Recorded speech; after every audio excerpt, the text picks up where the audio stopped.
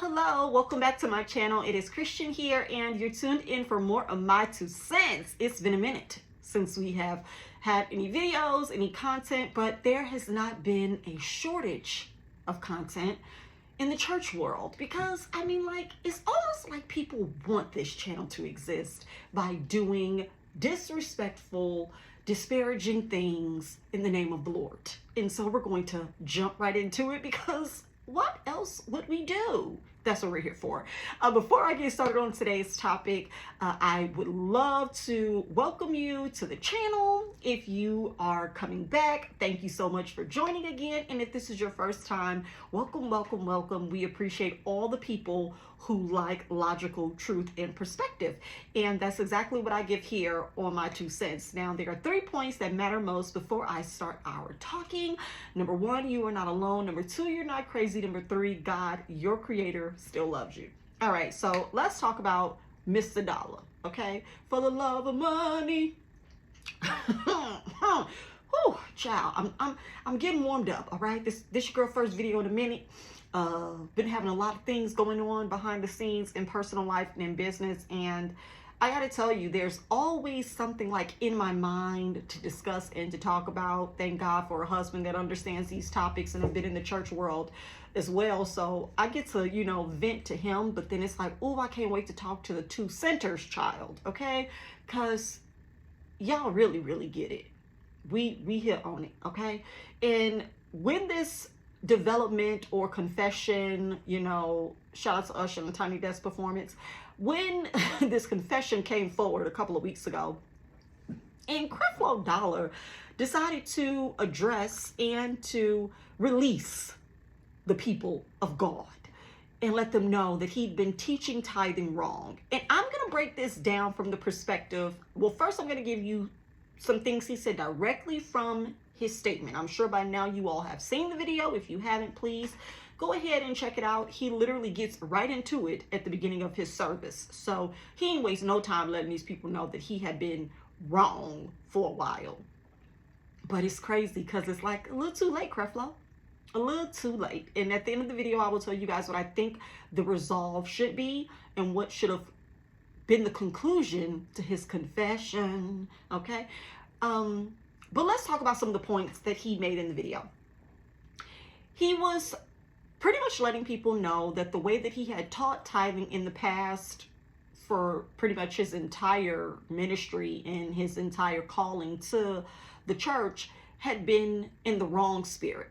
Okay, that it had been taught in the spirit of fear. The spirit of fear for tithing or not tithing and giving was definitely more punishment, kind of not adjacent, but aligned with the Lord and God. If you don't give, this is going to happen. If you don't give, you're under a curse, all of these things. And it's funny because all of the people like myself who have videos on tithing, other people outside of the church, and even in the church who have spoken on this, has always been, shot down and all but stoned for sharing this revelation and this truth. And I'm going to approach this from the lane of what is it about people in the church who don't receive anything other people in the church have to say because it didn't come from their pastor or someone with the title. It's amazing how it's okay for it to be the new truth because Creflo said it. And this goes back to all of the videos where I've mentioned pastors being idols, pastors having this kind of autonomy to be whoever they want and to wield power over people's minds, even when it goes against what they know to be directly true or what has been shown and revealed to them, be it by the Holy Spirit or just common sense and logic, right? If there's a need for someone to tell you that you're under a curse or something's going to happen to you, or this is why you're not healthy, why your marriage is failing, why you can't get a job, why you can't keep this, why you can't do that, your finances won't be blessed because you're not giving them something, that's common sense 101 for me. You can't make me do something that I don't have to do. If I don't have it to do it, I'm not under pressure to get it just to give it to you, right? If anything, I should be under pressure or feel a burden to just be a blessing, period, to anyone around me, not just to the local ministry. But that's how it's been taught. You haven't been taught to tithe in whatever way that you can, or give in whatever way that you can in the spirit of abundance and gratitude. You've been taught that if you don't give to me directly as the pastor, if you don't give to this church house, period, you're out of the will of God. And that's the problem. But people will even know that sitting there, and they still, under the manipulation, the mind control, the fear, they give out of those elements, from that position. And their lives have not gotten better. So he definitely owes an apology to people worldwide, not just people in that ministry, but people worldwide who have been underneath the burden, the fear, and the limiting belief that if they don't give to them directly, they're cursed with a curse. Who releases this curse is pretty much the man or the woman who was speaking over you, because it definitely ain't anything that I believe my creator put on me. But let's get into what he said. Creflo said in the video, and I'm in quote, "Your giving is not a response to my ability to take care of you." That's what he's saying that God told him, right? Your giving is a response to my ability to take care of you. So this is how he came back with it, to say you still should give, you still should tithe. But that's your way of showing God that you believe that he will take care of you. You don't give out of fear, you give out of understanding and knowing that he will come back and give you more. All right. He also said, when you give, it is your declaration of dependence on me. So that's what God is telling him. That's what God is telling us. When you give, you're giving and you're saying, God, I depend on you as my source, and I know there is more where this comes from, right? That would be fine if it's still under the freedom of giving what you desire when you have it to give. Not give it because you know I'm going to give you more. This is my thing. Logic here. If you have the money you need to pay your bills. Oh, I got some manifesting money right here. Y'all probably like, girl, you lit, ain't you? This is my manifestation money. Ordered off the Amazon. It's some fake hundreds. I just like to leave it around the house so we can see wealth all the time. Call me crazy, whatever you want to, but baby, no lack over here. So let's say that, man, I kind of forgot my illustration. Darn it. It's going to come back. It's going to come back. There are times when we all have something that we need or want, right, in life. And you find yourself wanting to either give to that or give from that. And I like to live my life from a place of giving out of abundance. I don't like being under stress. I don't like being under pressure to give or to do anything that's purposed in my heart to do. I'm going to do it, regardless of what anybody has taught me, showed me, or anything like that. There are people in church, there are pastors, ministers, leaders, whatever, who like to use their success as a way to measure and tell you this is what happens when you give. Well, there's people in your church who have been giving for years, and that's not their testimony. There's people right now who have been giving out of complete and utter lack for decades. Reminds me of what I was going to say. They've been giving out of lack for decades, and they still haven't been replenished. They still haven't been restored. And this brings me to my point. You have a bill, and you, okay, great. I got a little Uline bill, child. You have a bill. You have the money to pay it. This is the bill. This is the money that you've been blessed with to pay it. Be it from your job, be it from, somebody else sending you something, saying, girl, I just want to cover your light bill this month. Dude, check your account, bruh. I just sent you something, to fill up your tank, whatever. You've been blessed with the money out of somebody else's abundance, right? They tithed into you. And by church standard, by the teachings of the church, you're supposed to then turn around and give some of this to the ministry.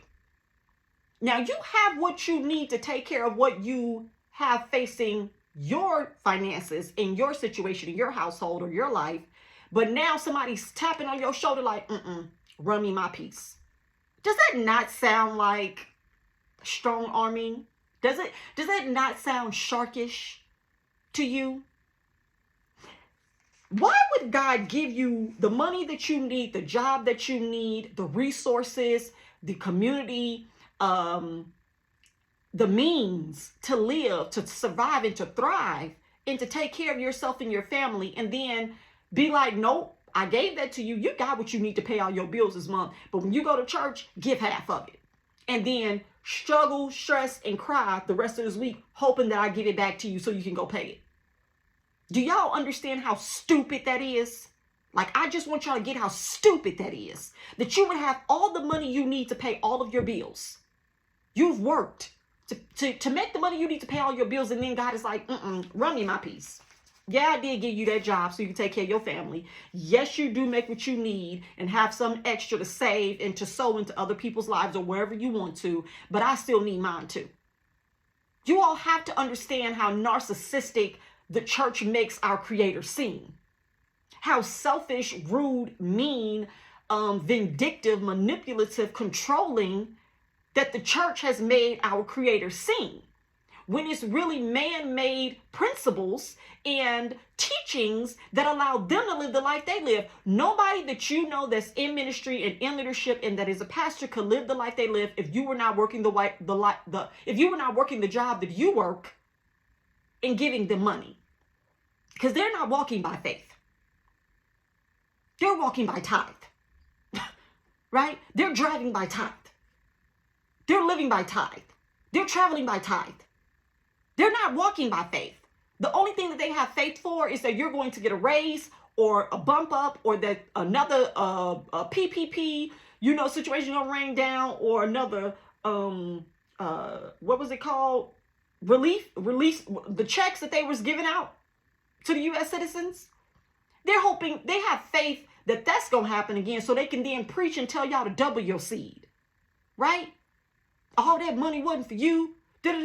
This is time for you to give double. I told y'all, my pastor had done it before at the church we were at. When he knew it was tax time, that's when he wanted to start teaching on first fruit, giving all of your check. When it was tax time, this is the best time for you to double your seed and to really show God. What are we showing God again? Because this money ain't getting burnt in the back. You're keeping it. You're using it. And it's going towards more than the light bill. But y'all don't want to hear that, though. How is it that you work to have the money you need to take care of your life, and then your Creator will turn around and tell you, give that to me, and then go and pray and struggle and cry and stress about it the rest of the week, that hoping I give it back to you in time and double portion? Y'all be looking for those kind of testimonies, but not understanding there are people sitting in your midst that still don't have those testimonies. And they've done that. I know people who have done it for 30 plus years, and they're still on government assistance. They've been up and through all the prayer meetings, the shut-ins, the fasting, all of that, all of the conferences, conventions, and they still ain't even halfway in the position that their pastors and leaders are in. So you have to ask yourself, who benefits from these teachings? I don't care nothing about the law. I don't care nothing about these laws that y'all be talking about. It was under this law that he told them, and it was in the Old Testament. This is the New Testament. You're not under that no more. Y'all got to understand, these are words on pages, and we don't even know who wrote them. Best-selling book of all time is the Bible. And there are multiple versions. Get out of my face with this Apollo. That's all I'm saying. That's where I am with this now, because there's so many interpretations of the same scriptures that it blows my mind that anybody's still out here believing any of it. That's what's blowing my mind. That we're so much committed to getting what this person said about it, what this person meant by it, where this was intended to be taken like this. Y'all do know that there's so many different interpretations of one scripture text that it is diluted and it pretty much holds no weight because everybody's wrong. If you just look at it the way all of them feel about each other's teaching, because since Creflo has come out, there's been pastors to come out against him and say that he missed it. He could have kept that. He shouldn't have said that. Now he got the body of Christ up in arms. Now y'all stay fighting anyway, internally. Y'all got some internal issues in the body that makes people not even want to be a limb. Like, baby, I don't want to be an arm, finger, toe, nose, tooth, nothing in the body. Because it's giving broken, right? It's giving dysfunction. It's giving no. But people don't want to have these conversations. So think about that aspect. Why would you have the provision you need and give it away just to prove that you really trust and believe in the person who gave it to you in the first place? I don't give my children food and then tell them to throw it away, right? And hope that I feed them again by the end of the night. You get this food and don't eat it, you don't get nothing else tonight. You eat again tomorrow. Because I've given you what you need. And then you're running around here hollering about being hungry, being thirsty, lacking. God, my house shouldn't want for nothing. Well, baby, why did you give it away? Because you had what you needed to take care of all of your bills this week. But then you sat up there and let the pastor, you sat up there and let that pastor talk you out of it. But you had what you needed. You shouldn't be crying and praying this week. You should be flowing, moving, secure and happy like they are. But no, you didn't do that. So now you got to come back to the giver for more. Does that not seem like irresponsible, right? Does that seem like lack of accountability and control? Y'all better get this. Because the fact that this pastor has to now come back decades later and tell you that it was wrong, you could have got this revelation decades ago. But no, you wanted to follow only what he was telling you. But you could have saved yourself thousands of dollars by switching to Geico, right? By switching to I know you effing lying. You ain't getting this money. You not finna put me in no box and bubble for your offering. That's not my business. I'm gonna pray for you in that $65 million jet. Get out of my face. No, sir. And he also gave a testimony about the time, and I'm gonna close this video out, child, because I'm going over my 15-minute mark and I don't like that. He gave a testimony about how when he had first got into church like that heavily, well, him and Taffy had just got married, and he had a car. And the car, he loved the car. I guess it was nice, whatever. But he said he was in a service and he paid his tithe, and his tithe was $100.26. He said he gave his 100. I got one right here. He gave his 100 in tithe, but he didn't have the 26 cents. So he said that his window ended up having a brick thrown through it. Somebody threw a brick through his new car window. And he said that he believed that that was God's way of showing him that he had shorted him in his tithe and offering. 26 cents, y'all. Because of the teaching he's saying, because of how he was taught, he's saying that's what he believed. That's what he correlated that happening to him with. Dang, I shorted God 26 cents, so I'm under a curse. He said he now knows that this is not the truth. That had nothing to do with it. But this is the mindset. He was taught like that. He then turned around and taught millions of others like that. Now he wants to come back and roll it back. But there are no refunds being given. There is no relief fund saying we're going to send this back to all of our donors over the last 15, 35, 52 years. They're not doing that. Just starting from this point. Starting from right now. Keep giving, but don't do it out of fear though. Do it as a sign to show the Lord that you trust that he gonna give you back what you gave. I'm not giving nobody nothing that I have that I've worked for, and there's no guaranteed return on investment. I'm going to give out of what I desire to give, out of my abundance, and that's it. That's it. If I don't have it to give, you won't be getting it. And if I don't feel released to give it to those who need it, it will not be given. I don't know how some of these churches are about to start getting built around here, but y'all need to stop giving to them unless they have proof and a plan. And then you need to circle back around and make sure they did what they said they were going to do. Start holding these ministries accountable like you do organizations, profitable and non-profitable. Start doing that. Because if it was an organization like Black Lives Matter or Planned Parenthood or something like that, you all don't mind pulling up their records and looking at what they're spending their money on and holding them accountable and canceling them or whatever. I'm here for that. Hold everybody accountable that you've ever given money to. Blue Cross Blue Shield. Right? Red Cross. I'm sorry, Jesus. Is it Red Cross? Blue Cross Blue Shield is your health insurance. Red Cross. FEMA, the Salvation Army. You want to know where your stuff go. You want to know that their efforts are really for relief of certain demographics and people who are impacted. Disaster relief funds. You want to make sure that money went there. You do that. You see that. But it's like when it comes to church, nobody cares after they give it. Oh, you be seeing where your money go, though.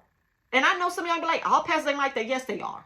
They are. And you can leave me alone. They are like that. All of them are like that. All of them are benefiting from church money. All of them are benefiting from church money. All of them are benefiting from church money. Don't tell me that your pastor is not. He is. She is. They are. They're getting the money. They're getting the money. They can dip into it and get what they need out of it when they want to. They're getting the money, y'all.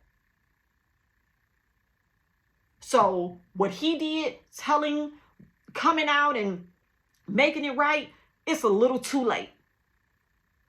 It's a little too late for me, because now you have people who have given and they're discouraged. They're down, they're out. There's no Calvary coming for these people who have given to your ministry. There's nobody coming in on a white horse, not even you. You're not even coming back to restore. I just got to keep hoping, waiting, praying, wishing, and waiting on God to do it. Because you're not going to come back and right the wrong that you as a man did. I now have to trust in God to right what you did. But I didn't do it in the wrong. And then you have people who say that, well, God will bless me because he knew my heart was right. That's not true. Because look at you. People who say that, it blows me. Well, I know the heart that I gave it in was right. But that doesn't matter. Because your household still has not been restored 20, 50, 30 times fold, which is what these pastors always like to say. It's like giving somebody a pitch to invest, but you never tell them what their return is, or it's an astronomical amount. That's what these pastors will tell you. You sowing into good ground. You know what they like to say, giving it to be given back to you, good measure, pressed down, shaken together, and running over. Baby, that's not an actual percentage. Come through with the interest. I need to know the interest rate on this. What's the ROI? What am I expecting to get back? What are we looking like? What's the dividend payout, boo? Set my expectations. But all of this is pie in the sky, unicorn get by. I don't like that. I don't like that. If you know the exact number that I need to give, why is it that pastors always know the exact number that you need to give? God told me that we need to, need to be sowing $200. Did he tell you how much you're going to get back? And when, my friend? No, thank you. Come again. Never that. Y'all ain't never getting no due dates on y'all paybacks.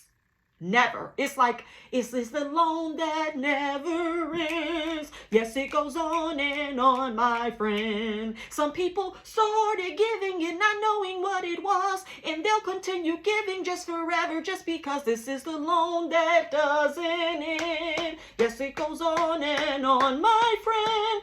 Come through, lamb chop. I'm done. I was going to read some of the comments underneath the video, but y'all go read the comments underneath the video because I'm done. I've had it. I've had it up to here. And I may go record the lamb chop song. Okay?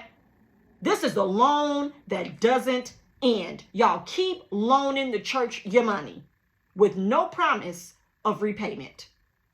The church people probably are owed more money than Sally Mae. But what do I know? I don't go to church. I give to whoever, whenever I want to. In whatever way. I tithe every day. I tithe every day into somebody's life in so many different ways. It could be clothes. It could be words of encouragement. It can be consulting, mentorship, advice, love, affection, attention, time. I haven't mentioned money once. It doesn't matter about the coin. What matters is your true, authentic desire to be a change agent wherever you are. Start there. Start there. But I'm going to tell you this. All the people who were in that comment section of his video saying, thank you so much, man of God. I love you. You're such a humble, honest person. This is why I love Creflo Dollar. It's like, wow, y'all still out here willing to be slaughtered. It's like some of these sheeps come with a knife. Like, oh, wait a minute, I got something for you, Pastor. I want you to slaughter me. It's like, forget fleecing the flock. Y'all out here handing off the weapon to be slaughtered. Y'all not even wanting to be led to the slaughterhouse. Y'all actually like, baby, we already over here. Just walk over here to the slaughterhouse where we at, honey. Come get us, okay? We already sitting here waiting to get cut up. It's ridiculous. Telling this man thank you for sharing the truth is like, it's too late. Don't thank him. Because that's the sad part. Y'all still giving him the power. You all are still not holding this man accountable. Because that means that you all were waiting for somebody to tell you that you didn't have to before you actually believed what you knew to be true. Idolization. Because this one human should not have had that much power, or any of these pastors for that matter. And his other pastor constituents who are upset about him saying it are upset because they know the power that he has in his platform to then start disparaging people from giving as consistently as they were. Even though he said, don't stop giving, just don't give out of fear anymore. They don't like that. Because now it's like, dang, why you didn't consult with all of us about this? We could have told you, no, hold on, wait on that, don't do that. Okay. Whew. This shit gets juicier and juicier by the week with y'all in church. I promise. Keep doing it. Keep doing what you're doing, baby. Keep doing what y'all doing, because y'all make it easy for me, people like me, to expose it with common sense and logic. No scripture needed, just straight up conversation about things that we should be focusing on. And honestly, it ain't no prayer that needs to happen to reveal people's motives anymore. These people are doing this stuff blatantly in your face, and they're still having full churches the next day. All right.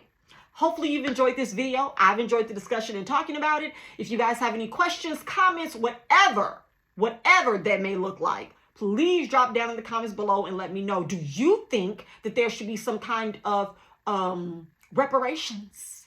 Do you think there should be some kind of refunds given? Do you think that this man needs to return that plane or sell that jet and then start cutting the checks for the people who have given? All of these hotlines and phone calls and call-ins that they've been accepting donations and offerings from, people calling all over the world because they're pimping all over the world. Shout out to Ludacris. They've been getting money by the droves for months on end, years. Oh my God, residual income. People calling hotlines for prayer and making donations afterwards. Y'all don't want me to say nothing about these people, the 700 Club, all these folks, Mike Murdoch, Kenneth Copeland, Jesse Duplantis. This man is rich out of his mind. This man is rich out of his mind, and he tells us that he talks to God like they're best friends, and he gets money. It ain't no problem, but you have to know where he's getting that money from. It is you.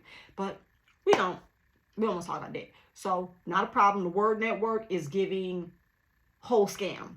And everybody that's on the Word Network platform is giving whole scam, call in so you can get swindled. Okay, forget the Tinder swindler. It's giving very much pastor swindler. It's giving very much minister swindler. It's giving very much apostle swindler, bishop swindler, general, whatever y'all calling yourselves, colonel, Kentucky Fried swindler, minister. But this is my 2 cents. If you've enjoyed it, let me know. Like the video, subscribe to the channel. We would love to add you to our 2 cents crew. Until the next one, I'll see you later. Bye.